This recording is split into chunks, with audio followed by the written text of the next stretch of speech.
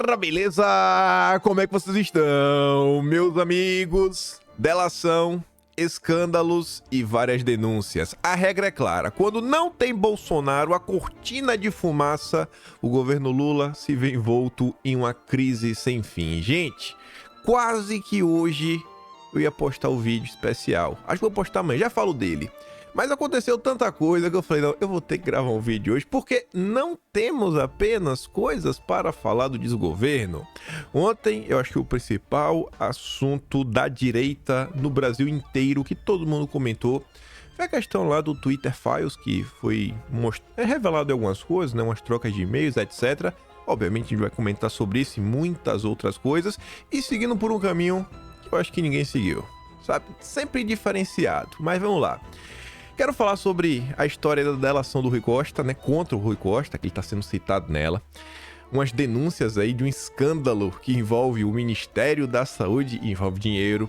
Quero falar de como andam os petistas, estão meio sumidos em alguns pontos. O Lula, que segue numa crise tentando reagrupar a esquerda em torno de si. Tudo isso no primeiro tópico. E aí no segundo, sim, a gente vai falar de muita coisa ligada à rede social, liberdade e várias outras coisinhas que na hora a gente comenta. E antes de começar, acho que amanhã eu vou postar um vídeo especial. Eu ia postar hoje, tô bem cansado. Dormi muito pouco nos últimos 3 dias, dormi muito pouco. Ontem postei uma foto no Instagram, no Twitter também. Não fico fazendo a live, não falei nada, acho que ninguém sabia. Mas minha filha nasceu hoje pra mim, dia 4 de abril 2024. E eu tava preocupado, né? Eu falei, será que ela vai nascer no horário certo? Porque se nascer no horário errado, não ia dar pra trabalhar. Aí por isso que eu falei pra vocês, falei, pô, talvez esse ano, em 366 dias, vai ter só 365. Como tem que falhar um dia. Mas graças a Deus, puxou o pai, nasceu no horário certo, nasceu de manhã. Aí o dia ficou livre, né? Eu falei, e agora? Durmo um pouquinho, até dormi no computador, trabalhando. Eu apaguei umas 3 vezes na frente do PC, mas tá de boa. Aí tava tenso, eu falei, nossa, eu vou gravar esse vídeo. Aí amanhã, como eu devo buscar, deve vir pra casa, etc. Aí pra se adaptar, acho que eu vou postar amanhã o vídeo. Ou então, né, amanhã eu faço mais um vídeo. E aí a promessa que esse ano ia ser 365 vai acabar sendo 367. Mas a depender, acho que eu vou postar amanhã. Tô precisando dar um mínimo descanso. E esse vídeo tá prometendo, já tem dias. Era pra ser domingo, mas vem sendo empurrando com a barriga. Mas vamos começar. Ontem, na hora de almoço, lá vem o Aguirre Talento. E é o jornalista do UOL, que inclusive soltou várias notas aí sobre Bolsonaro, seu entorno, aqueles vazamentos sensacionais. E aí que os petistas batem palma, aplaudem. Eles não reclamam de espetacularização, não reclamam de nada. Petistas adoram. Só que aí o feitiço virou contra o feiticeiro. E aí o Aguirre colocou lá o Rui Costa, ministro da Casa Civil do Lula, como o Dirceu foi, né? E todo mundo vê o fim do Dirceu. Delação implica Rui Costa em fraude na saúde. O que é que Rui Costa aprontou? É a história lá de trás, 2020, do Carlos Gabas, dos respiradores, que tá voltando à tona. Tá ali, ó. O empresário delatou o envolvimento do então governador da Bahia e hoje ministro da Casa Civil, Rui Costa. Tá ali, Fui Costa. Eu gostei do Fui Costa. Não sei se o jornalista escreveu errado de propósito ou não, assim eu fui, né? Tô indo embora. Em contrato de 48 milhões para fornecimento de respiradores que nunca foram entregues. Os detalhes estão na reportagem exclusiva. E ele sai contando, carros, respiradores. A gente comentou isso assim exaustivamente. Não quero relembrar muito, né? Era uma empresa que vendia, né, produtos que deixa você meio diferenciado, né? A sua mente muda um pouquinho, mas enfim. Aí teve isso, teve o Gabas, teve o Bruno Dauster. Isso foi comentado amplamente durante a CPI do circo. Aí após esta nota e outras que saíram na imprensa, eu quero mostrar a reação. A reação da imprensa é sensacional. Mas eu gostei dessa aqui. Alvo de delação, Rui Costa se queixa de diretor da PF no governo Lula. Por quê? Porque não blindou? Não entendi. Não entendi. Qual o problema, hein, Rui Costa? O ministro da Casa Civil vem se queixando desde o início do governo do inquérito aberto em 2020. E outra coisa, essa delação, ela foi fechada, não foi no governo Lula, foi no governo Bolsonaro, 2022, a Lindora. Costa já manifestou a integrantes das gestões Dino e Lewandowski descontentamento com as apurações em torno do caso. É porque não quer que apure? É isso? Que remete a época em que era governador da Bahia e presidiu o consórcio Nordeste. O chefe da Casa Civil de Lula se irritou especialmente com o diretor-geral da PF, o Andrei Rodrigues, por considerar que ele não vinha tratando com a devida atenção o inquérito que corre na superintendência da PF da Bahia e que o ministro considera injusto contra si. Coitadinho dele, né? Teve até a história do não falar bem o inglês para essa compra aí à frente. Ai, mas é o PT, né? O PT tá triste conforme as coisas estão acontecendo. Bom é com o Bolsonaro, né? Inquietar baleia, vazamentos diários pra turma da Globo, direito a fake news do ano, pra Daniela Lima e o notebook da BIM nas mãos do Carlos Bolsonaro. Essa até agora ninguém superou. Daniela Lima segue a paz. Ninguém conseguiu até agora uma fake news maior do que a do notebook da BIM. Aquela foi assim, fora da curva. Essas aí o Rui Costa não reclama. Aí beleza. O que o Rui Costa chama de injusto, a Nayara Trindade, que se refere à coluna do Lauro Jardim, dá uma bagunçada no meio de campo. Delatora tinha prints de conversa com o Rui Costa. É um injustiçado. Na delação premiada que implicou o Rui Costa na compra aí dos respiradores, nas falcatruas, a empresária Cristiana Tadeu, da Hempcare Pharma, diz ter prints de conversas que revelam o envolvimento do então governador da Bahia com Kleber Isaac, considerado pela PF o personagem central no esquema que envolveu 48 milhões na compra dos respiradores que nunca foram entregues. Engraçado que nessa compra também tinha uma parte que ia lá para Iraquara, não. Está lá do Edinho Silva, Araraquara. O Gabas e o Edinho Silva, um chamava o outro de irmãos de alma. Esse caso era sensacional do início até o fim.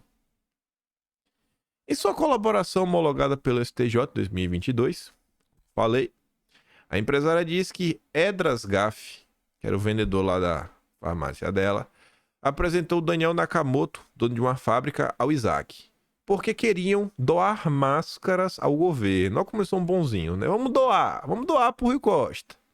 A empresária conta que o Esdras recebeu um print de uma conversa de Reinan Almeida, sócio de Isaac, com Rui Costa, tratando sobre uma doação feita pelo Nakamoto para Itacaré, e na sequência pergunta o preço de cada uma das máscaras para comprar para o estado da Bahia. A delatora disse que o objetivo da doação é estabelecer um contato com o governo da Bahia para depois ter preferência para fazer a venda. Eu estou doando. Sempre tem um interesse a mais. Aí, você vai repetir esse caso, vai mostrar o que está acontecendo, os petistas vão negar, o Rui Costa vai falar que é injusto, vai falar que está sendo perseguido pela PF do Lula. A PF do Lula está perseguindo o ministro do Lula, né? Os petistas acreditam nisso. Vão falar que é um bolsonarista infiltrado. Aí vem a imprensa. Thales, lá do UOL. Lula deveria adotar lei Itamar Franco e afastar Rui Costa. Ok esse comentário, não discordo não. Mas Lula não vai fazer isso, né? É um comentário ok, mas é um comentário idiota, porque a gente sabe que isso não vai acontecer. Gente, olha o Juscelino. Juscelino até desapareceu da imprensa, nunca mais apareceu aí envolto em algum tipo de escândalo.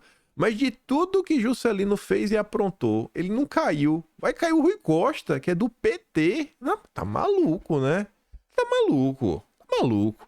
É tipo você ir pra uma zona de confronto com a pombinha da paz, né, tocando Imagine e achar que você vai resolver a situação. Esse deve estar no mundo da lua. Só não é pior do que o Josias. Inquérito que cita Rui Costa vai virar a Disney do bolsonarismo. Ele não tá preocupado com dinheiro, ele não tá preocupado com respiradores, ele não tá preocupado com a possível corrupção, possível desvio. Não, ele tá preocupado com a Disney do bolsonarismo. Não tem como esse país ir pra frente com a imprensa como essa, né? Tem que levar assim no deboche, que se for levar a sério, você fica nervoso. Aí, falei que além da delação, uma denúncia, um escândalo revelado pelo Estadão ontem e hoje teve mais uma nota, a gente vai olhar as duas. Começa aqui. Por apoio político, governo Lula libera verba da saúde para cidades incapazes de fazer cirurgias. Oi? Qual a lógica de você dar dinheiro para alguém que não vai conseguir usar o dinheiro que você tá dando? Não sei. Tem que perguntar ao Lula e a Nízia. O governo do Lula distribuiu 8 bilhões de reais da saúde para estados e municípios em troca de apoio político em 2023, atropelando critérios técnicos da pasta e gerando um descontrole no dinheiro destinado a cirurgias e exames. O recurso enviado para algumas cidades superou em mais de 1000% a capacidade efetiva de atendimento nessas localidades, enquanto outras ficaram sem recurso. Eu nem coloquei aqui o mapa que o Estadão fez, porque eu não gostei do tom de cores que ele utilizou. Porque você pega os estados que menos receberam, de forma per capita, né, por pessoa, e você compara com os que mais receberam, a diferença é pouca. Parece que tá tudo próximo. Que eles pagaram assim de um tom azul esverdeado ou azul escuro, azul marinho. Tem que ter colocado, sei lá, do amarelo, passando pro laranja até o vermelho. Que até porque, né, tá falando de apoio político, Lula, etc. Aí você dá um clique na cabeça, até melhor. Então poderia botar, vai do branco, meio bege, amarelo, laranja, até chegar no o vinho, acima do petismo, mas estava lá. E aí quando você olha os estados que menos receberam, são da região centro-oeste e do sul do Brasil. Aí eu fiquei pensando, nossa, eu adoro essas coincidências. São exatamente os estados chamados de bolsonaristas. Esse Lula, hein? Esse Lula é demais. Problema do povo que sofra, né? Problema do povo. Quem mandou votar em Bolsonaro? O Ministério da Saúde impõe um limite que cada município pode receber considerando a capacidade de atender a população, mas estourou esse teto ao carimbar o repasse como emergencial e não classificar a verba como emenda parlamentar. Eu gosto disso aqui que mostra a proatividade do governo. Eu gosto dessa frase. Quem quer, dá um jeito. Na vida, quem quer, dá um jeito. Ah, não pode, porque não pode? Vamos dar um jeito. Aqui, ó, vamos carimbar como emergencial, dá um jeito. Quem quer, dá um jeito. Governo não é um governo de entregas. Só não entrega pra você. Mas pros amigos, pra quem faz o L, esses aí, pergunta se tá ruim pra eles. Em documentos oficiais, a Nízia negou que os 8 bilhões tenham sido objeto de negociações com parlamentares. Mas, no Congresso, o assunto é tratado com naturalidade. Os encontros aparecem até mesmo na agenda oficial de autoridades da pasta. Integrantes do Ministério e parlamentares confirmaram a existência de indicações políticas para destinar os recursos. Na prática, as prefeituras receberam muito mais dinheiro do que a capacidade para entregar esses serviços. Enquanto isso, outros 1.332 municípios que pediram recursos da mesma portaria não levaram nada. Os maiores beneficiados foram o governo de Alagoas, que é do Alé do Renan Calheiros, e o filho é ministro. Governo do Maranhão, estado de esquerda para valer, e a prefeitura de Maceió, que é o reduto do Lira, né? É quem destrava a agenda legislativa pro Lula. Que baita coincidência, viu? Só depois aparecem cidades como São Paulo, Teresina, Curitiba, etc. Tudo mais. Aí hoje de manhã, a dupla Daniel Wettermann e André Chalders volta com mais uma nota.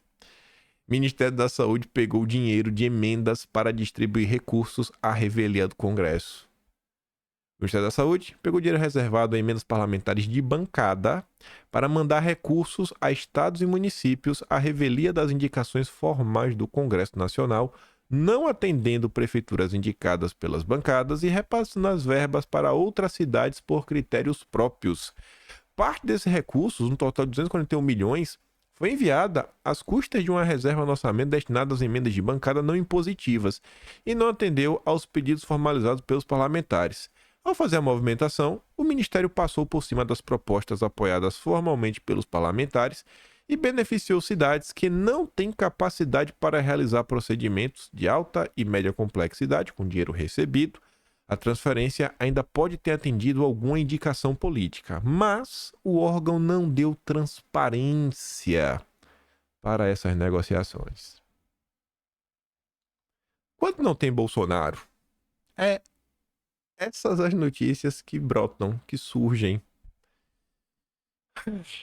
Tá na hora aí, né? Tá na hora aí, Daniela Lima, ó, tá cedo aí, vamos começar a trabalhar, né? Pegar no batente, né? Quem sabe não tem operação na PF aí, né? Hoje na rua. Vamos trabalhar, né, gente? Vamos deixar aí o Lula sofrendo. 2 dias atrás, né? Anteontem, foi a história do filho do Lula. Que independente de não ser o Lula, né? Todo mundo botou na conta dele. É um desgaste pro governo. Muita gente vem questionando sobre isso. Tá até aqui. A gente já vai falar. Eu que esqueci que eu tinha sido aqui no meio. Brasil passa de 2,5 milhões de casos de dengue. Parabéns, Lula. Parabéns. É saúde aí, ó. Prioridades. Aí vem matéria do Jornal Nacional. Foi ao ar no Jornal Nacional. Fake news que circulam nas redes agravam o enorme problema da saúde pública. Pronto. O problema agora não é mais o Lula. Não, Lula não é a prevenção, não é a Nízia Trindade. O problema são as fake news. Por isso que o Brasil tá desse jeito.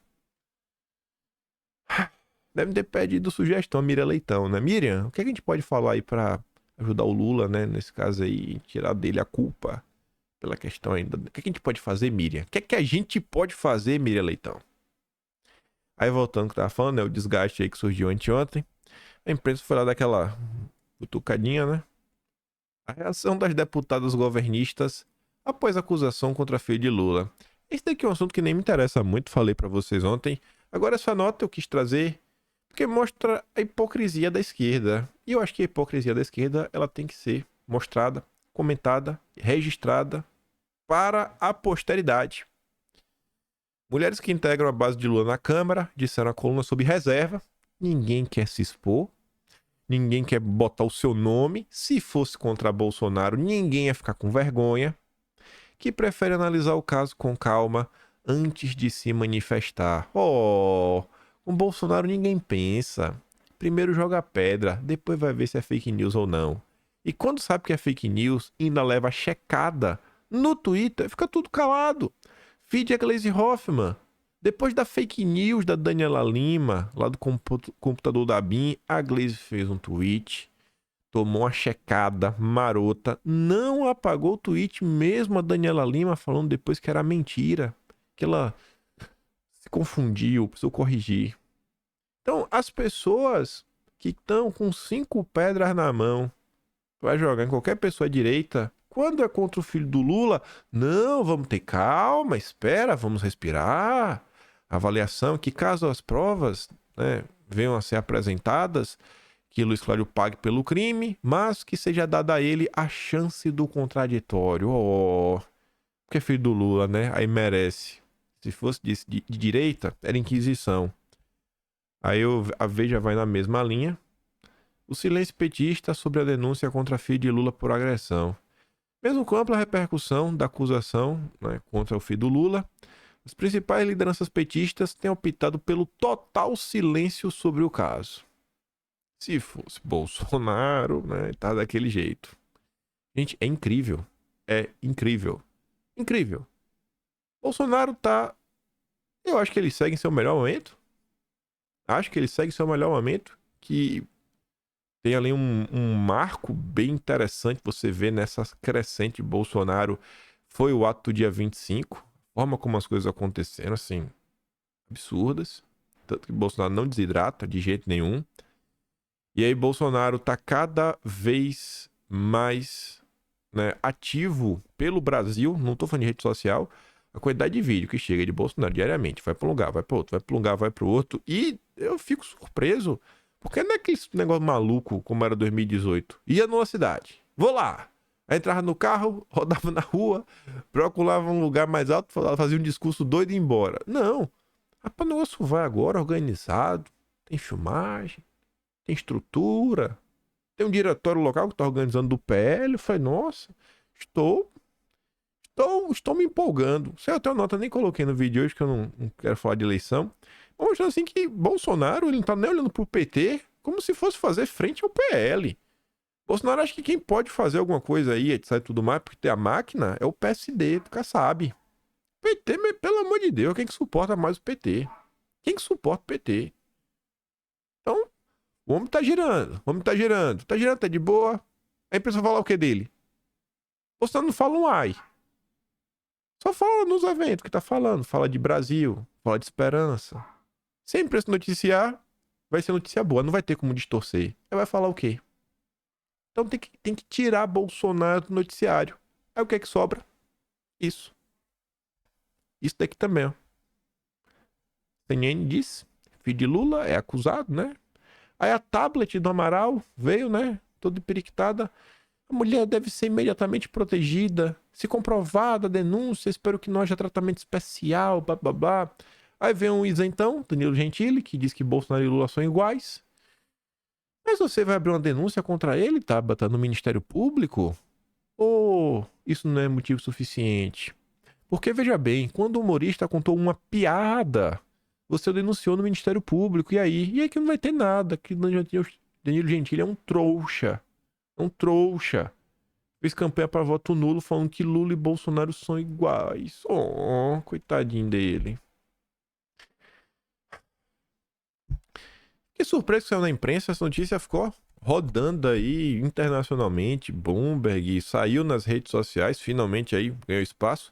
Empresa suíça admite os Estados Unidos, propina na Petrobras, mas o processo da Lava Jato está parado no Brasil. Só coloquei isso para comentar que finalmente a imprensa noticiou isso. Aí, vamos voltar para a carreta furacão.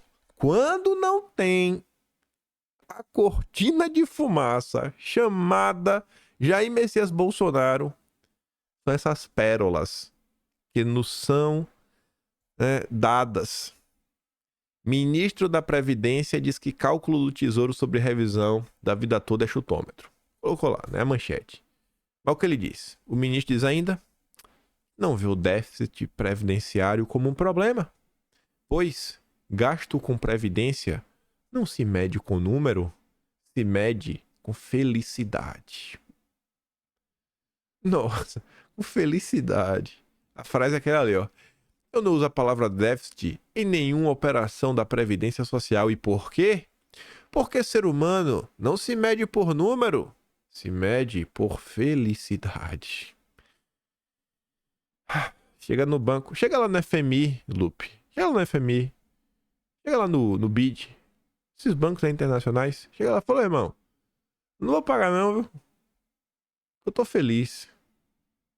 Sabe, empréstimo com bancos, eles não deveriam ser pautados e lastreados em dinheiro e não deveria ter nenhuma chance de você tomar nada que é meu, porque o que importa é a felicidade.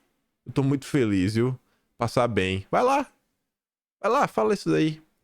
Gente, é óbvio que ninguém quer que o brasileiro trabalhe até 80 anos de idade para se aposentar ganhando menos de salário mínimo.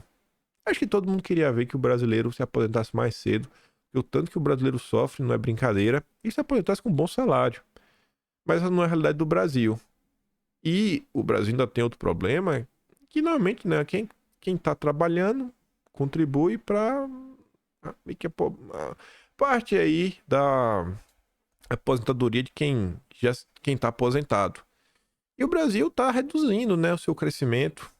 Antigamente o pessoal tinha 3, 4 filhos, isso era fácil. Fácil de conhecer pessoas com mais de 3 filhos. Hoje em dia, pra ter 2, o pessoal tá na... Vixe Maria. Tá louco. Deixa eu ver, ó. Quando meu pai tinha 33, eu tinha 13. É isso? Vou fazer aqui a matemática. 33. 2005. Não, dia 14. Nossa, dia 14. Como é pai dia 33? Eu contei agora, né? Acabou de nascer. Então, assim, meu pai só tem 2, né? Mas só pra falar, o mundo mudou muito, né? Mudou muito, muito. Produção industrial surpreende negativamente e volta a cair em fevereiro. Essa notícia eu coloquei pra gente falar também da esquerda. A gente tá falando aqui de crises. Crises. Quando não temos Bolsonaro, temos crise. Pro Lula. Foi botar na tecla, pô, o PT não tem pé de país, não sabe o que fazer, a gente tá entregue à própria sorte, estamos marchando pro buraco. Gente, temos que voltar a discutir as coisas sérias, aumentar a produtividade, melhorar o nível da mão de obra no Brasil. Que é uma coisa que eu fiquei pensando nesses dias, sei lá se é plausível ou não no Brasil.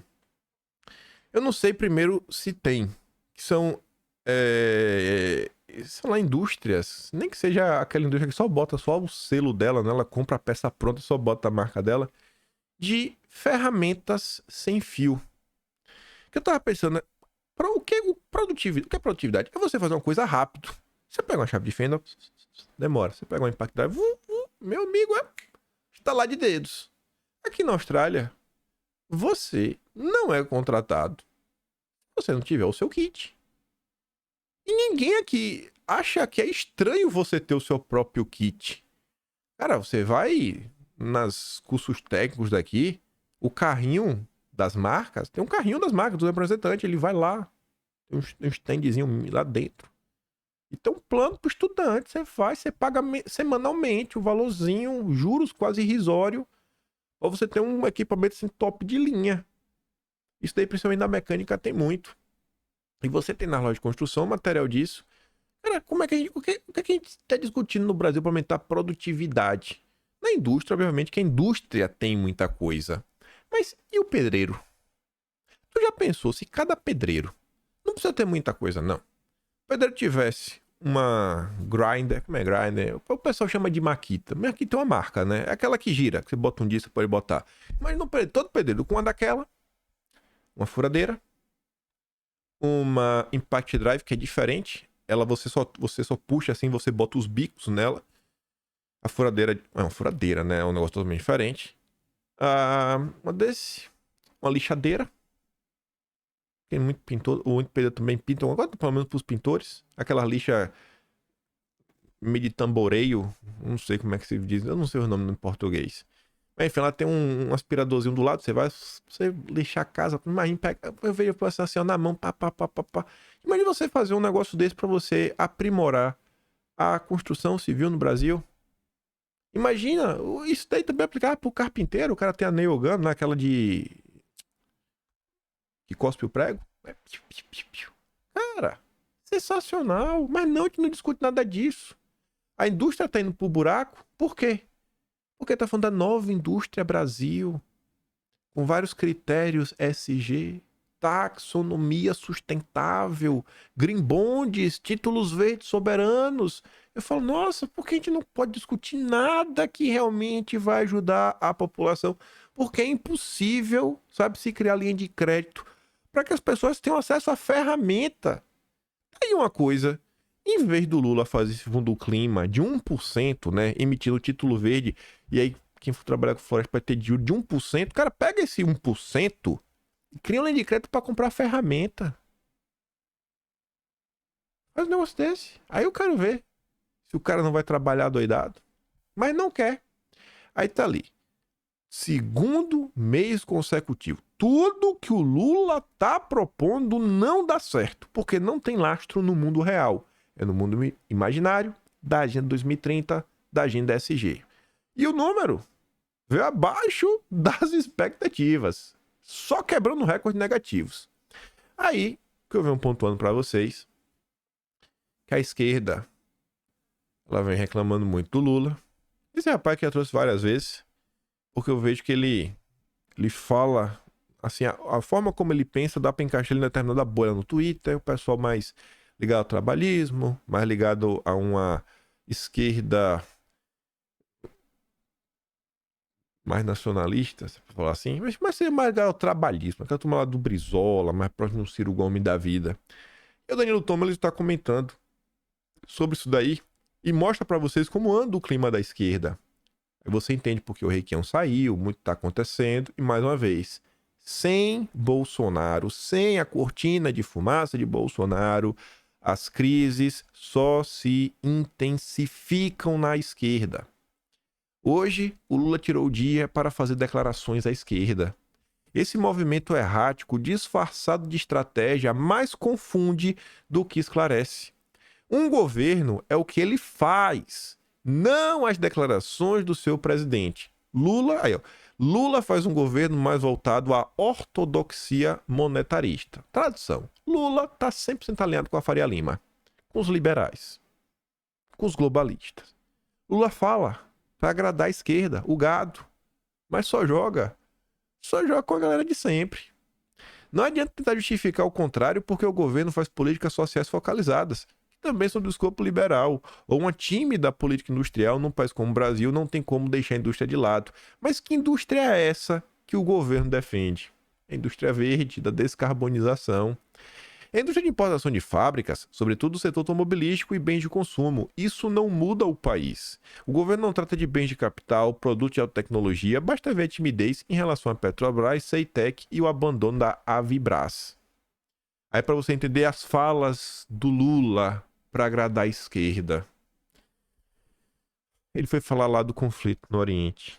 Gente, aí ele foi falando o número de vítimas. Ele tava com a colinha na mão. E o Metrópolis, nesse vídeo, mostra na colinha. Ele dá um zoom assim na foto. A colinha dizia que foram 10 mil vítimas. Lula falou 12 milhões.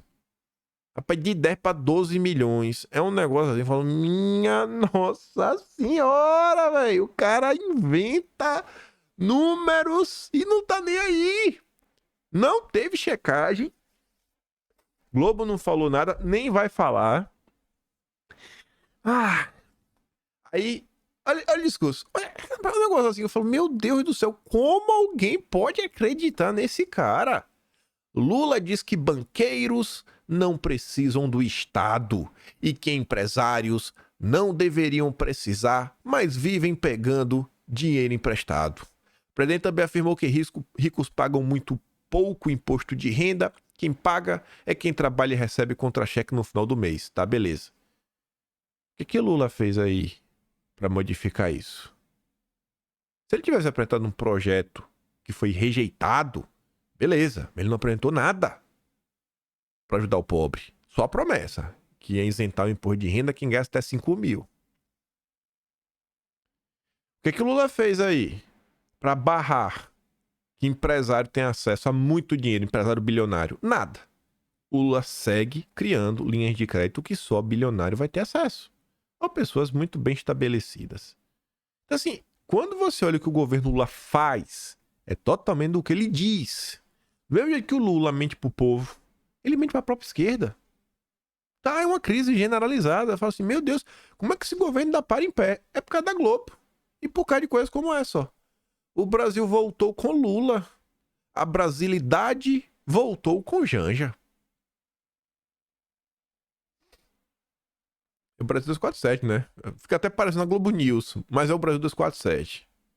Parece a Globo News, mas é o Brasil 247. Porque hoje, né, a Globo News tá pior que o Brasil 247. Aí falando dela, Janja tem agenda solo no BNDES para debater projetos do Fundo Amazônia. Vem cá, ela é especialista no que mesmo? Nesse âmbito aí ambiental? Ela é socióloga, né? É tipo a Nízia Trindade, que é socióloga e tá na saúde. Janja é socióloga e tá no meio ambiente e finanças. Uau! Uau! Uau! É a primeira ministra do Brasil.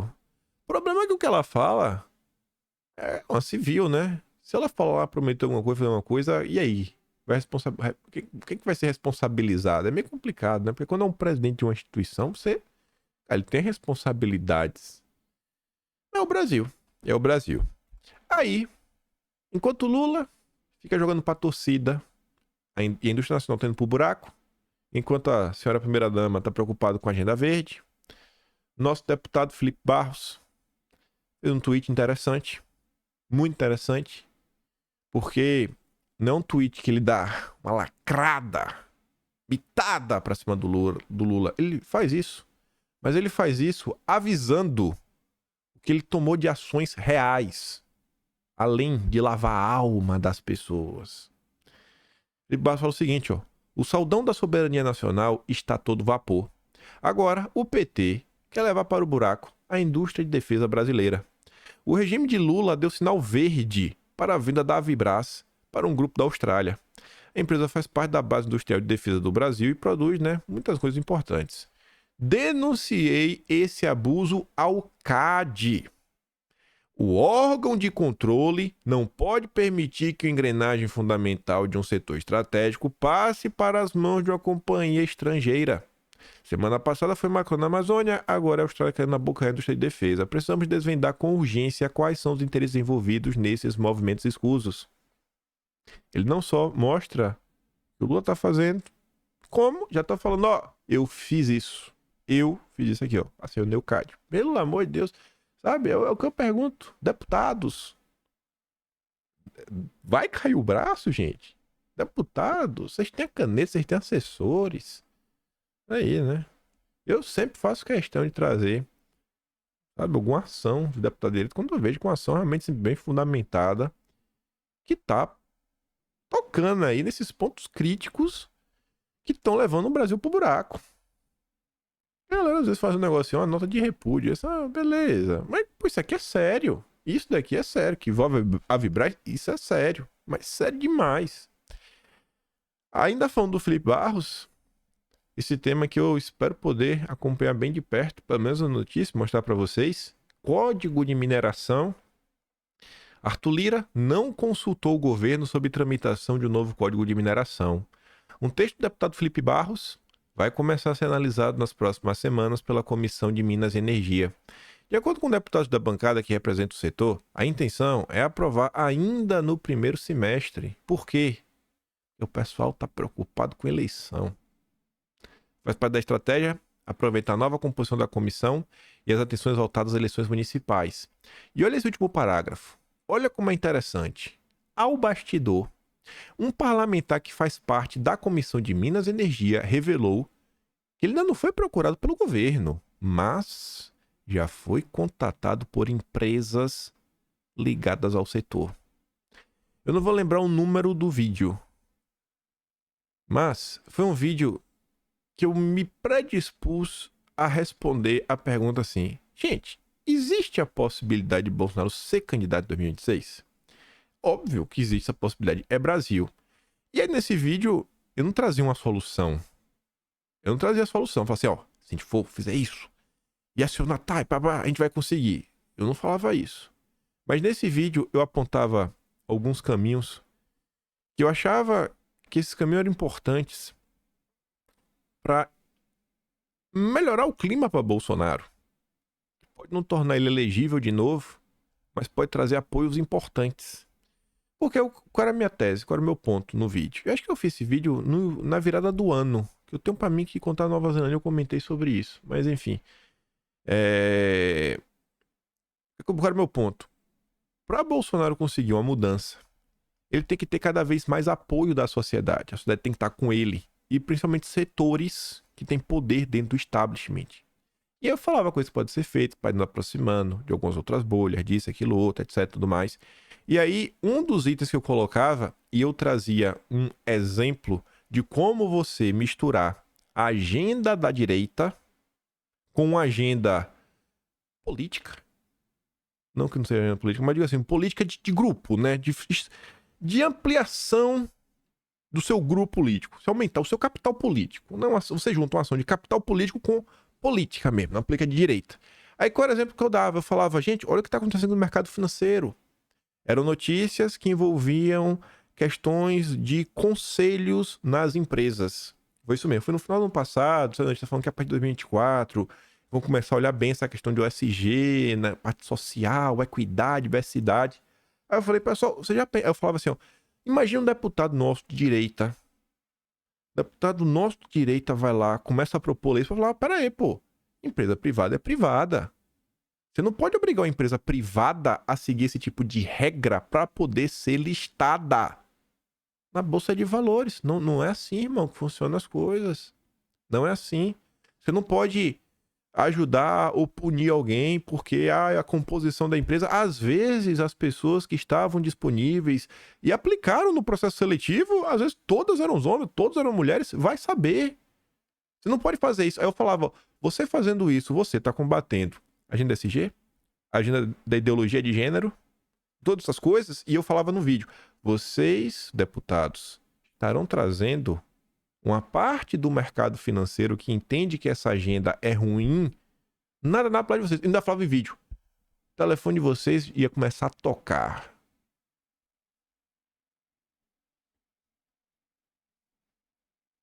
Tá aí, ó. Eu tô quase certeza que foi em dezembro. Quase certeza. Quase certeza que foi em dezembro que eu comentei sobre isso. E tô andando não reprise coisa em de novo.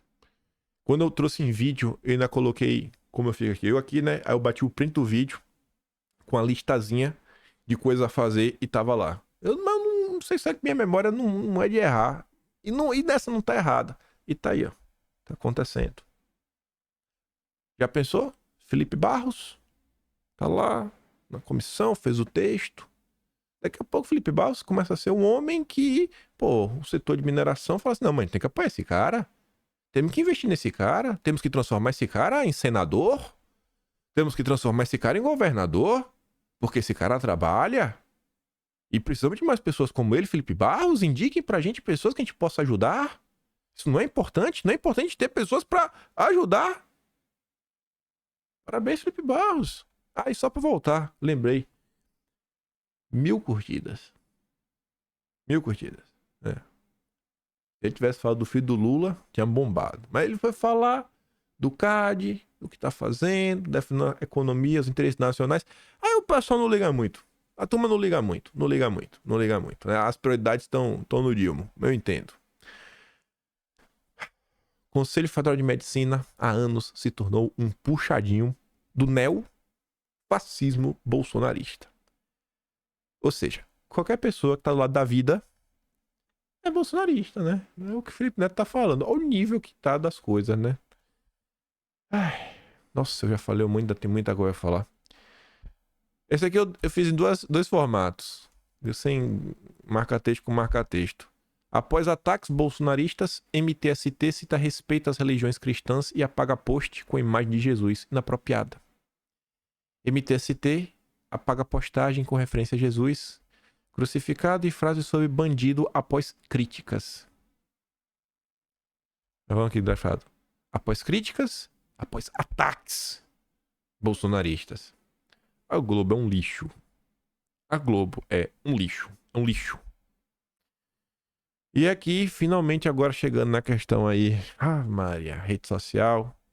Vou pegar o porque aqui acho que tem que é o último, né? Vai ter um evento. Mais uma Brasil Conference. O ministro Barroso vai estar lá. Ex-Big Brothers. Luciano Huck. Pessoas aí do entretenimento da Globo. Do meio empresarial, Jorge Paulo Lema, cuja fundação dele é uma das principais patrocinadoras do encontro. Ele é um dos principais nomes. E quem também vai estar lá? Deltan Dallagnol. É aquele típico encontro que você se pergunta, rapaz, será que tem algum bolsonarista? Será que algum bolsonarista foi convidado? O bolsonarista é o lado mal, né? Da direita. Não presta. Aqui é o lado moderado. Deltinha não brinca em serviço, hein? Esse Deltinha, rapaz, é fogo. Aí sim, pegando o gancho com os Estados Unidos para falar sobre o que o jornalista americano mostrou ontem. Comecemos primeiro por uma denúncia do Otônio de Paula. Não vou entrar no mérito dela, mas isso é uma matéria muito mais longa. Também não vou dar play no áudio, mas é bom que você entender. A gente segue daquele jeito no Brasil, né? Confusão pro lado, confusão pro outro, confusão pro lado, confusão pro outro. Eu fico perguntando, meu Deus do céu, onde é que isso vai parar? Deputado da Justiça que viu aí movimentações atípicas de pessoas no judiciário. E ele citou uma certa ingerência política de alguma dessas pessoas na votação da Câmara sobre a prisão de Daniel Silveira. Tipo, a galera assinando um pitaco. Fala assim, não, Vota pra condenar esse cara, sabe? Ele não merece perdão, não. Tipo isso. Aí, é só notícia mostrando como tá o clima do Brasil, que vocês conhecem muito bem. Tivemos ontem aí a questão do Twitter Files. Eu não vou entrar na thread completa, porque eu tava muito cansado mentalmente pra sair recortando ela toda bonitinha. E eu não queria trazer os e-mails em inglês, pra depois ficar botando texto, etc e tudo mais. Eu falei, eu não tô com mente hoje pra fazer isso. Não que eu não queira comentar. E aí ela também ocupou um tempo muito grande. É uma thread muito longa. Muito longa, com muitos e-mails. Você tem que ir dando todo o contexto. Mas, ainda assim, a gente vai comentar sobre o tema e vai comentar com certa profundidade. O Arthur Machado fala o seguinte: em qualquer democracia, o Twitter Files seria o maior escândalo envolvendo o sistema eleitoral e judiciário executivo. Em qualquer democracia, é claro. Ano passado, quando começou, ano passado, não, em 2022, quando teve Twitter Files, os 6 primeiros a gente comentou todos, sem exceção. Os 6 primeiros comentou todos. Era lá sobre a eleição americana. E um falava até do Brasil, né? Do CFE, o DFR Lab, da Atlantic Council, etc. Tudo mais. O Flávio Gordon fala: é sintomático que Globo News, Folha, Estadão, etc. não esteja dando um pio sobre o Twitter Files Brasil, hoje revelados pelo jornalista o Schellenberger, o David Agape, que é brasileiro, e o Oliveira, que também é brasileiro. Esses veículos são cúmplices e beneficiários do que está acontecendo. Quem comentou, ninguém vem fazendo um papel interessante, assim, tem que reconhecer o Poder 360. É um jornal relativamente bem independente. É um jornal bolsonarista, mas não é um jornal petista, né, como é a Globo. E tá lá, ó. Hoje de manhã eles soltaram uma longa matéria, basicamente traduzindo os principais pontos dos 22 tweets, com imagens, etc, tudo mais. Nota longuíssima. Recomendo a leitura para quem tiver com preguiça. Como é que eu vou traduzir o inglês? Porque os e-mails estão em inglês, né? A imagem. Como é que eu traduzo essa imagem? Aqui da tradução. Nota muito bem feita. Twitter Files falam sobre limites à liberdade de expressão no Brasil. Você deve imaginar o que foi dito. Muita coisa foi dita. Muita coisa foi dita. Quem também participou da confusão foi o Hugo Freitas. A gente pode até questionar o foco nas sensibilidades de uma autoridade pública, como se fosse mais preocupante do que agente de Estado, coagindo ilegalmente uma das empresas mais importantes do mundo a espionar cidadãos por opiniões políticas. Mas, pelo menos, o Brasil 247 cobriu. O Brasil 247 acho que foi o único portal petista que cobriu. A Globo não falou nada, nem a Folha nem o Estadão. Elon Musk declara aí, né, uma batalha a um ministro e vaza documentos sobre o suposto ataque à liberdade de expressão no Brasil. Eu gosto de suposto ataque. Até os e-mails, tem tudo. Oh, meu Deus do céu. Essa turma é bacana. Aí tá aqui a nota. Aí veja como são, né? Musk vazou para o jornalista Michael Schellenberger, conhecido repórter investigativo estadunidense, os Twitter Files Brasil, ou seja, os arquivos secretos do Twitter relacionados ao Brasil. Em postagem no Twitter, Schellenberg afirmou que o Brasil está envolto em uma ampla repressão chamada à liberdade de expressão, liderada, enfim, segundo ele, colocou pessoas na prisão sem julgamento por coisas que postaram nas redes sociais, exigiu remoção de usuários das plataformas de mídia social, exigiu a censura de postagens específicas, sendo aos usuários qualquer direito de recurso ou mesmo direito de ver provas apresentadas contra eles. Repórter também afirmou que fulano tentou minar a democracia no Brasil e exigiu ilegalmente que o Twitter revelasse detalhes pessoais sobre os usuários do Twitter que usaram hashtags de que ele não gostou. Segundo ele, o objetivo seria impedir a vitória de Bolsonaro nas eleições presidenciais de 2022. E aqui fica num... E aí? E aí? E aí? E aí? E aí? E aí? E aí? Fui lá ver os comentários. Fui ver os comentários. E aí, pra vocês que acham que falam assim, cara, o cara apresentou e-mails, provas, etc. Gente, os petistas não estão nem aí. Daniel de Andrade. Pode bloquear essa porcaria de X no Brasil. Se não quer respeitar as leis e ainda conspirar abertamente contra as instituições, deve ser banido. Não quer respeitar a lei? O pessoal não quer ler, gente. O petista ele não quer conciliação, ele não quer nada, ele quer acabar com você. Acabar com você. Eu vi muita gente falando, agora você quer, papapá, pipipi. Quando eu vi essa coisa, eu falei, pô, o cara tá dando revelações bem interessantes, mas o que você acha que vai acontecer? Eu nem falo assim que os deputados precisam fazer alguma coisa, porque... Não que eles não precisem fazer alguma coisa, mas assim, ó, se eles não conseguirem fazer algo com isso, você vai culpar os deputados pelo quê? Pelo fato que eles não são maioria e eles não conseguiram convencer o Centrão e os petistas a apoiarem a causa? Agora, óbvio que eu acho que os deputados têm que fazer alguma coisa, né? Tem que aprender a fazer também um pouco mais de barulho. Um barulho bom. Barulho bom. Barulho bom. Questionamentos, etc. Sem muita gritaria. Aquele barulho que você joga o assunto pra cima. E você não sai adicionando coisas que você depois não tem como provar. Você vai fazendo confabulações com coisa. Peraí, pô, isso não tá no texto. Calma. E aí, muitas vezes, depois a turma inverte a narrativa e você é processado. Mas eu acho que a turma precisava fazer uma coisinha, né? Mas, enfim, o Marcel Queiroz. Tá na hora de dar umas multas bilionárias ao X. Bilionárias. Sim, coisa perdeu. Por que tu vai... Os petistas não querem que as empresas corruptas do escândalo da Lava Jato paguem bilhões. Mas os petistas querem que o Twitter pague bilhões. Qual a lógica? Não tem lógica. É pura perseguição. Esse noiado tá se dando mal na Europa. Acha que vai desestabilizar a democracia brasileira. Eu nem vou ler o resto. É só pra vocês verem aí o nível das coisas. Liberdade de expressão para fascista é poder espalhar mentiras e difamar sem ter que responder por isso. Por mim, bloqueia logo essa porcaria de Twitter. Suspensão, multas, Receita Federal e PF na cola. Aí esses valentões se cagam todo. Pro petista, ele quer te destruir. É puro ódio, velho. O Brasil nem criar sua própria rede e bloquear as redes dos... Eu nem vou ler isso daí, mas tá aí, quem quiser, né, entender. Aí esse caso, que eu recomendo a leitura porque ele é bem extenso. Ele é bem extenso mesmo. A matéria do Poder 60, ela é extensa e ainda é o resumo. Você vai ter que, se você quiser mesmo, você vai ter que ver os tweets completos.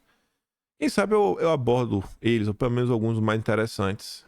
Amanhã, depois de amanhã, não sei se amanhã eu vou fazer o vídeo, vou botar o vídeo especial. Se eu fizer vídeo de amanhã, eu vou ter que postar vídeo especial no máximo até o final de semana. Então eu teria que postar 2 vídeos, sei lá, no sábado. Um de manhã e um de noite. Acho que eu vou postar amanhã, né? Eu preciso de um descansinho. Mas enfim. Por conta dessa questão do Twitter Files, o Flávio Gordon, que eu mostrei ali atrás, que estava cobrando aí que a imprensa brasileira não comente sobre o tema, ele deu RT nesse cara, Mike Benz. E eu conheci esse Mike Benz dias atrás. Quando o grupo que ele está à frente, que é a Foundation for Freedom, né, Fundação pela Liberdade, conseguiu ter acesso, uma vitória no âmbito do Poder Judiciário, que revelou um documento que era sigiloso da USAID. E aí mostrava lá que a turminha vinha fazendo em prol da censura. Eu falei, pô, eu conheci esse cara. E aí eu vi o Flávio Gordon dando RT. E ele tá comentando isso daqui por conta do Twitter Files. Falando, meu Deus, olha o que está acontecendo no Brasil. E aí você falou, eu falei, mas nossa, veio do Departamento de Estado dos Estados Unidos. Escrevi sobre o Departamento de Estado e os recortes da CIA pressionando o Brasil a se tornar um estado de censura há cerca de 2 anos, com as redes por trás disso. O que esse cara tá comentando aqui não é o que a imprensa vem comentando, 2022, né? Oh, o diretor da CIA, o Biden veio aqui, pá, Laura... Não! São informações novas. Na hora que eu cliquei ali, falei, minha nossa, olha como esse cara do Twitter Files trouxe novas informações. E ele publicou o link é para essa matéria aqui, de 24 de julho de 2022. As eleições nem tinham ocorrido e ele vai falar sobre elas. Censura de mensagens de texto financiadas por dólares de impostos dos Estados Unidos no Brasil. Matéria bem extensa. Vou trazer aqui os principais pontos e linkar com outras coisas que aconteceram no passado. As próximas eleições presidenciais no Brasil em outubro são um teste de alto risco para determinar até que ponto a indústria da censura pode levar os seus poderes para gerir o discurso online. Cravou, viu, filho? Esta escalada de intervenções de verificação de fatos e limites de partilha de textos foi introduzida através de novas restrições de fala em aplicações como WhatsApp, Telegram. Estes desenvolvimentos estão a ser financiados por milhões de dólares provenientes de impostos dos Estados Unidos destinados à ajuda externa. As sementes para o sistema emergente de censura de mensagem de texto de 2022 foram plantadas após a vitória eleitoral de Bolsonaro. Em junho de 2019, um painel #ElectionWatch da Cúpula Global de Desinformação do Laboratório de Pesquisa Forense Digital, o DFR do Atlantic Council, DFR Lab, visou especificamente os sentimentos dos eleitores populistas brasileiros expressos por meio de mensagens de texto. Em maio de 2018, o Facebook designou o Atlantic Council como parceiro oficial no combate à desinformação em todo o mundo. A gente comentou no mês de março, que virou do ser histórico. Eu até já escrevi, né? Adiantei tanta coisa esses dias, para ter um tempinho livre. A gente falou sobre o DFR Lab, para contar aquela treta que foi no Facebook, derrubado das páginas para falar que era gabinete do ódio, da substancialidade, porque não tinha uma tese formada sobre o gabinete do ódio, que foi em julho de 2020, e aí se descobriu que tinha dedo da PEC, foi uma confusão. Em 2019, a Letícia Cartelani tentou encerrar os contratos, e o Santos Cruz bateu de frente, botou Segovia lá, tirou ela. Uma baita confusão. E a gente registrou. E aí eu lembrava, falei, olha gente, o DFR Lab tá isso aqui, atrapalhou aquilo outro, tá sendo apontado no Twitter Files dos Estados Unidos, numa thread, que quem apontou foi a parte 6 do Matt Taibbi. Aí eu mostro, a gente vai contactando um monte de coisa. Lá vai o DFR Lab again, de novo, aprontando contra o Brasil, mas muito antes do que a gente esperava. Para ilustrar o que é desinformação significa para o painel, mostraremos primeiro uma cena de um painel anterior. Aí tá lá, né? Então, especialistas em informação, papapá, treinando uma sala cheia de jornalistas internacionais avaliados sobre como detectar desinformação em tweets do Trump e anúncios que promovem o Brexit. Jornalistas experientes foram encorajados a segurar cartazes com dizeres porcaria enquanto os tweets de Trump e os slogans do Brexit passavam pela tela. Se este é um vídeo oficial, se esse é um vídeo difícil de engolir para o público americano, aqui está o choque. Você pagou por ele. O Atlantic Council recebe financiamento dos contribuintes dos Estados Unidos, do Departamento de Estado, o USAID, do NED, que é o National Endowment for Democracy, a Departamento de Defesa, enfim, vários outros. Isso significa que o mesmo eleitorado que elegeu o Trump como presidente também pagou um grupo de reflexão da OTAN para formar jornalistas para amordaçar o alcance de Trump nas redes sociais antes do ciclo eleitoral de 2020. Eu espero que quando Trump voltar, ele corte todo o dinheiro das ONGs. Tire o SAID do Brasil, tire a NED do Brasil. Rompa com a Atlantic Council e vários outros grupos. Porque tá parecendo que o Trump sofreu a mesma coisa que o Bolsonaro sofreu. A diferença é que o governo brasileiro tinha Apex, era um trocado. A quem tá falando de muito dinheiro. Muito dinheiro. Muito dinheiro. Cada bolinha é um grupo. E aqui você pode ver quanto esse grupo, né? Mais ou menos quanto esse grupo doou para o Atlantic Council. Todos órgãos de Estado. Então, o que aconteceu no Brasil? O que aconteceu no Brasil não foi ali 2022, papapá. É um negócio muito maior. Muito maior. Após a sessão de treinamento sobre censura, um painel subsequente daquela cúpula discutiu como coordenar as proibições do discurso digital em resposta ao que foram considerados dois resultados eleitorais indesejáveis em 2018, que foi a vitória de Bolsonaro e a consolidação do apoio dos eleitores do MOD, lá na Índia. E o painel prosseguiu dizendo que a norma brasileira de confiar em familiares e amigos, em detrimento de instituições distantes ou desacreditadas, criou um problema para os verificadores. O Telegram e o WhatsApp, portanto, representavam um perigo para a democracia ao permitir que os cidadãos falassem livremente uns com os outros, contornando as orientações oficiais, né, e moldando novas narrativas. Quando eu li isso, eu falei, mas nossa, tem uns vídeos que tá na minha cabeça, o número, esses são muito icônicos na minha cabeça, foram as matérias que envelheceram muito bem. 214, 215, por exemplo. Facebook vai proteger aí, né? WhatsApp, você vê? Os caras planejaram isso em 2019, 2020 tava lá, não, vamos aqui diminuir o alcance, quantidade de mensagem internacionalmente. No mesmo tempo que isso estava acontecendo internacionalmente em 2020, 7 de abril, Felipe Neto aponta filtros contra fake news, mas diz que o WhatsApp é uma ferramenta muito problemática. Depois que lá fora, a cúpula pensou, ó, temos que acabar com o WhatsApp, lá vai o Foca.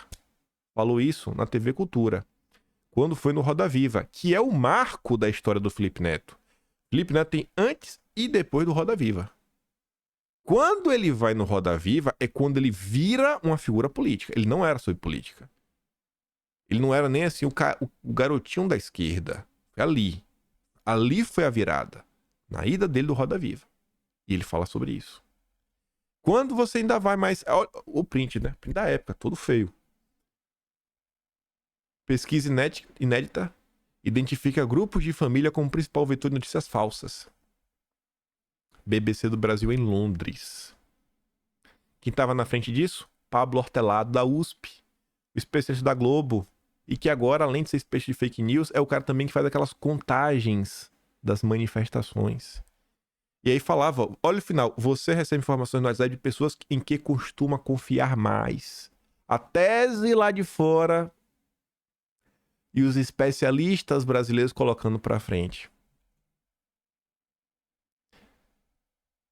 Fundador de rede de notícias de propaganda financiada por Soros visitou a Casa Branca de Biden quase 20 vezes. Não necessariamente tem nenhum tipo de ligação com o Brasil. Mas só para mostrar que muito do que acontece, gente, não é coincidência.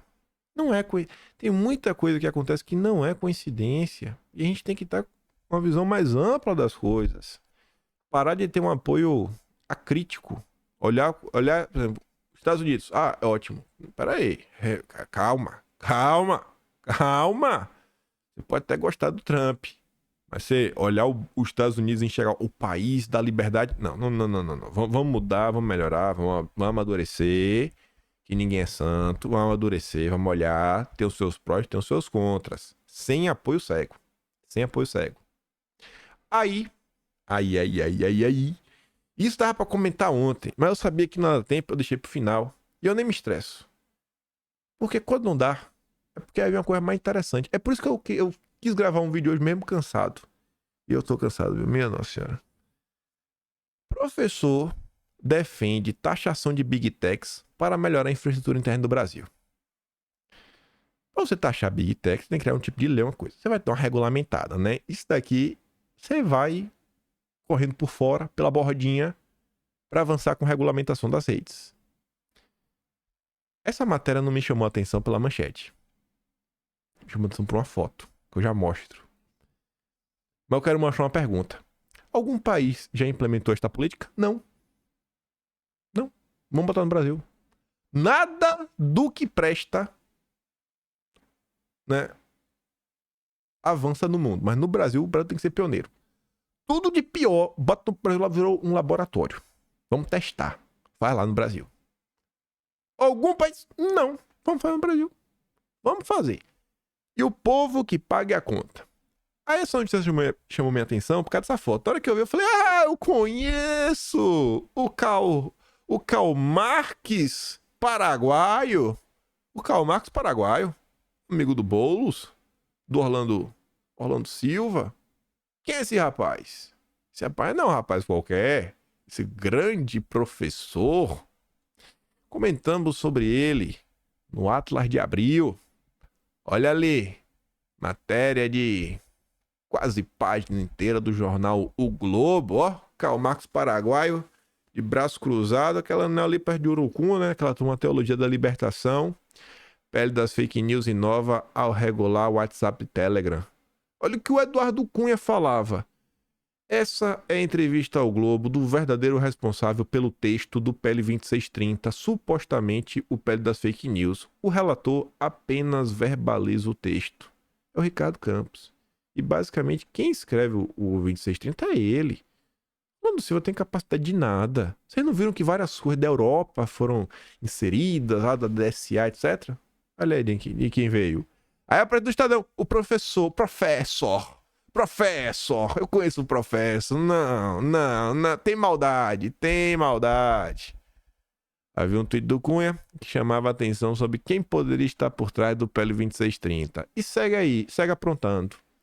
Aí no Atlas de Abril, é o Ricardo Campos. Ele foi convidado pelo relator Orlando Silva para assessorar, sobretudo, na incorporação de elementos de legislações estrangeiras, principalmente vigentes em países que integram a União Europeia. É o tempo todo o Brasil sendo alvo de interesses internacionais. Brasil é uma colônia. Nossa, como isso me incomoda, sabe? Nossa, nós somos uma colônia. Uma colônia. Fazem o que querem com a gente. Não existe soberania nacional nesse país. Aí, ainda no Atlas de Abril, tem mais informações. Como esse tweet do nosso professor. Lançamento do Núcleo de Infraestrutura do Brasil. Vamos debater os principais temas regulatórios com empresas, reguladores e acadêmicos. Gente, regulação, regras. Brasil, infraestrutura, o que mais tem hoje em dia, né? Regra SG. Debate onde? No IRE. Do Valfrido Vardi. Se fosse só um problema, porque ele estava debatendo isso no grupo do Valfrido Vardi, tava até de boa. Se fosse só, estava até de boa. Porque veja esse tweet, ó. Uma honra entrar para o time de sócios de uma das principais bancas de advocacia da América Latina.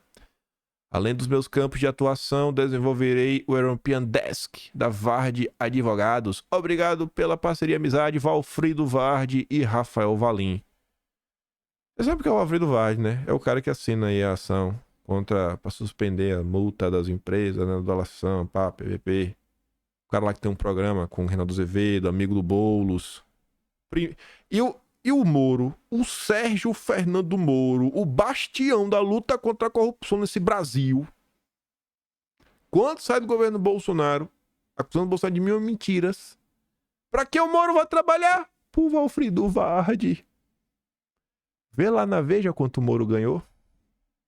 Vê lá, faz uma conta pra tu ver em quanto tempo tu ganha o que o Moro ganhou pra fazer 3 pareceres. Vai lá. Lá, vamos unir a direita. Mas nunca que eu vou unir a direita com o Moro e Deltan Dallagnol. Mas nunca. Eu fico sem entender o que passa na cabeça das pessoas só porque o cara diz que é antipetista. Tipo o Deltan. Aí tá lá no evento do Lehman. Como o povo é inocente. Meu Deus do céu.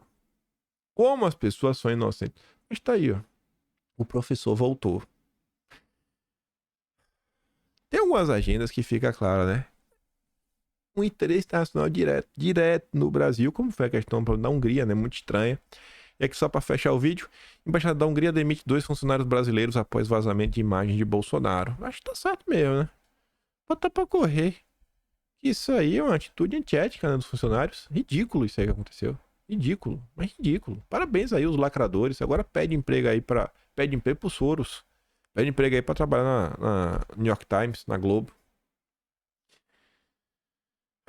Esse assunto é muito interessante. Agora, assim, os jornalistas acho que fizeram tudo que eles podiam. Revista Oeste vi comentou sobre ontem. Revista Oeste trouxe o Ellenberger conversar ao vivo. Não assisti, eu vi, não assisti. As últimas horas foram bem corrida. Mas assim, se você não organiza. O pessoal deu de mão. Não vou falar que deu de mão beijada, porque também não é tão simples assim. Mas o Hugo Freitas, o Oliveira, o Agape, junto com o André Marsiglia, eles começaram a desenvolver uma espécie de projeto de lei, que é uma espécie de primeira emenda, para resguardar a liberdade de expressão no Brasil. Os deputados, eles têm que conseguir fazer alguma coisa. Tem que fazer, não. Eu espero que eles tentem fazer alguma coisa com esse clamor, com esse sentimento, com essas informações que estão trazendo. Inclusive fazer um meio de campo com o próprio jornalismo. Não é possível que não tenha um jornalista que queira comentar sobre isso. Se o deputado chega lá com um jeitinho e fala, irmão, vamos ver aqui. Não, eles deveriam tentar fomentar um canal mínimo de diálogo. Porque tem, tirando a Globo, né? Tirando a Globo, todo veículo tem aquele cara que... Eu acho que daria uma pisadinha no governo Lula, sabe? Obviamente que não ia ser aquela nota perfeita, mas ia dar aquele calorzinho básico. Mas é isso. Amanhã, creio... Se eu não der a louca de novo, né? Fazer 367 vídeos, mas amanhã eu creio que, enfim, tem um vídeo especial. Tava meio cansado hoje. Pô, entende aí, né? Tô até com a pulseirinha, ó, que eu tava lá. Esqueci de tirar. Tô vendo aqui agora. Ai. É isso. Se gosta do meu trabalho, quiser me dar um pouquinho mais, passa no canal, tem um botão de valeu, tem um inscrição e tem um Atlas Brasileiro, kimpaim.com.br, que como vocês veem aí, não diariamente, né, mas algumas vezes no mês que eu trago alguma notícia, as notícias do Atlas envelhecem bem, porque é a verdade. É um interesse genuíno de entender o que se passa nesse Brasil. É um interesse honesto. Posso errar, mas eu acho que eu tento, se eu erro, é tentando acertar, tentando ver o Brasil andar pra frente, diferente do Lula, que tá na busca ensandecida pelo poder. Compartilhe o vídeo, volte amanhã. Amanhã, se for realmente vídeo especial, esse não pode perder não. Normalmente vocês vêm sempre, mas amanhã é diferenciado. E grande beijo, abraço, tamo juntos. Valeu, meus amigos. Fui!